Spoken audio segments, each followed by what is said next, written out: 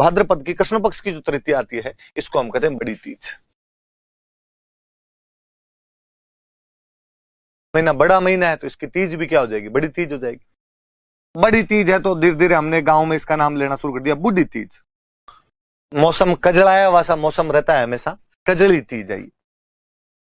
घरों में सातू बना बना के खाते हैं इसलिए सातुड़ी तीज है।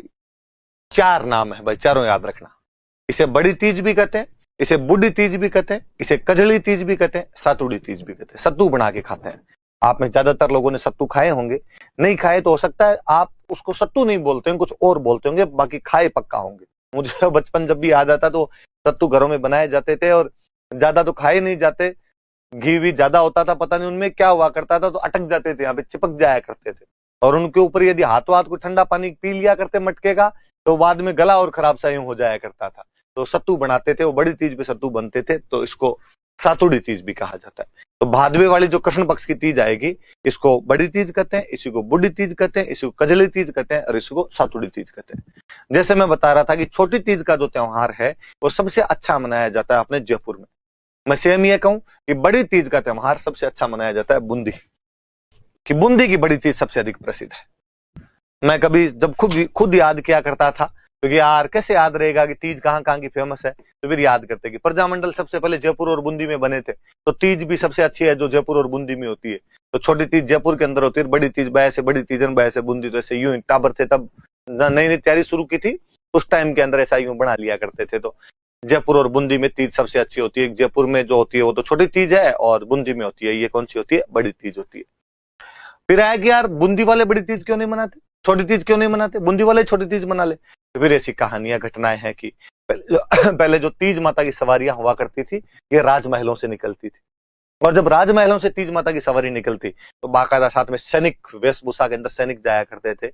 राजा रानी राजकुमार खुद भाग लेने के लिए जाया करते थे। रानियां तो हालांकि महिलाएं भाग नहीं लिया करती थी, घर से बाहर नहीं निकलती, पर्दा प्रथा होती, पर पुरुष तो जाया करते थे। कहते बूंदी का एक बार राजकुमार तीज माता की सवारी के साथ गया हुआ था, और जब तीज माता का विसर्जन कर रहे थे तो राजकुमार का पैर फिसल गया, पैर फिसलने से राजकुमार की झील में डूबने से मृत्यु हो गई। छोटी तीज के दिन की बात है। हमारे गांव में अक्सर यह भी होता है कि यदि किसी त्योहार के दिन किसी परिवार के सदस्य की डेथ हो जाए तो वो त्योहार मनाना हम बंद कर देते हैं, और गांव में अक्सर बोलते हैं आंट लागी, कान पड़ गई, कि भाई अब इस दिन हमारे आंट लग गई, अड़ गई ये बात, अब ये त्योहार हम नहीं मनाएंगे। कब तक नहीं मनाएंगे, जब तक घर के अंदर कोई नया सदस्य जन्म ना ले ले।